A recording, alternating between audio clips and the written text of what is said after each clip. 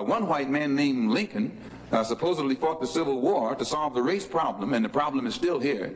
Another white man named Lincoln, again the same white man, issued the Emancipation Proclamation to solve the race problem, and the problem is still here. Some more white liberals came along with the 13th, 14th, and 5th Amendments, which were supposed to solve the race problem, and the problem is still here. 9 years ago, 9 more white liberals, so-called, came up with what they call a Supreme Court desegregation decision, and the problem is still here. And then another white man named Kennedy came along running for president and told Negroes what all he was going to do for them if they voted for him, and they voted for him 80%. He's been in office now for 3 years, and the problem is still here. When police dogs were biting black women and black children and black babies in Birmingham, Alabama, that Kennedy talked about what he couldn't do because no federal law had been violated. And as soon as the Negroes exploded and began to protect themselves and got the best of the crackers in Birmingham, then Kennedy sent for the troops. And there was no, he didn't have any new law when he sent for the troops when the Negroes erupted than he had at the time when whites were erupting. So we are within our rights and with justice, with justification, when we express doubt concerning the ability of the white man to solve our problem, and also when we express doubt concerning his integrity, concerning his sincerity, because you will have to confess that the problem has been around here for a long time, and whites have been saying the same thing about it for the past 100 years, and there's no nearer a solution today than there was 100 years ago. The purpose of our organization of Afro-American Unity, which has the same aim and objective, to fight whoever gets in our way.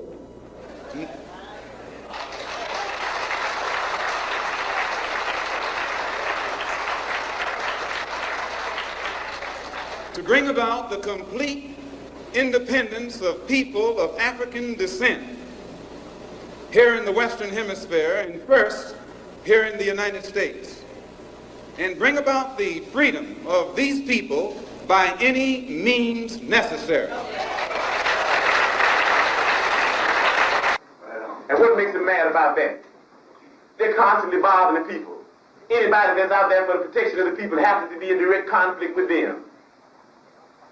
What makes them mad about it? What makes them mad about it is that they had black people and white poor people and red poor people and Puerto Rican poor people and Latin American Puerto Rican people of poor people of all descents. They had them caught up in movements based on racism when the Black Panther Party stood up and said that we don't care what anybody says. We don't think you fight fire with fire best. We think you fight fire with water best. We're going to fight racism, not with racism, but we're going to fight with solidarity. We said we're not going to fight capitalism with black capitalism, but we're going to fight it with socialism. We stood up and said we're not going to fight reactionary pigs and reactionary state's attorneys like this and reactionary state's attorneys like Hanrahan with any other reactions on our part. We're going to fight their reactions where all of us people are getting together and have an international proletarian revolution. Right on. Right on. First of all, if you're going to talk about a revolutionary situation, you have to have people who are physically able to wage revolution, who are physically able to organize and physically able to do all that is done. Yeah, but the question is more, how do you get there? Do you get there by confrontation, violence? Oh, is that the question you were asking? Yeah. See, that's another thing. When you talk about a revolution, most people think violence, without realizing that the real content of any kind of revolutionary thrust lies in the principles and the goals that you're striving for, not in the way you reach them. On the other hand, because of the way this society is organized, because of the violence that exists on the surface everywhere, you have to expect that there are going to be such explosions. You have to expect things like that as reactions. Well, there's no single, simple meaning of the term revolutionary. A revolutionary is a man or a woman who is a lot of things, but basically, the revolutionary wants to change the nature of society in a way to promote a world where the needs and interests of the people are responded to.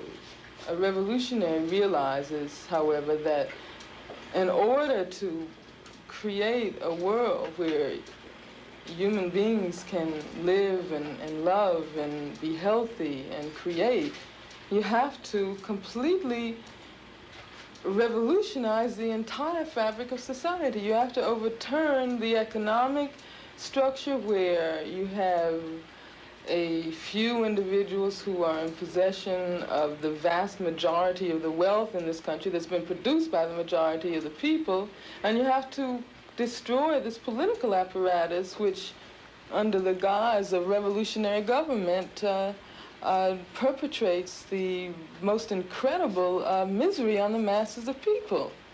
So we always say in the Black Panther Party that they can do anything they want to us.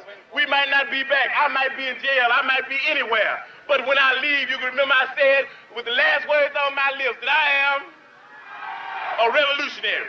And you're going to have to keep on saying that. You're going to have to say that I am a proletarian. I am the people. I'm not the pig. You've got to make a distinction. And the people are going to have to attack the pigs. The people are going to have to stand up against the pigs. That's what the Panthers are doing. That's what the Panthers are doing all over the world.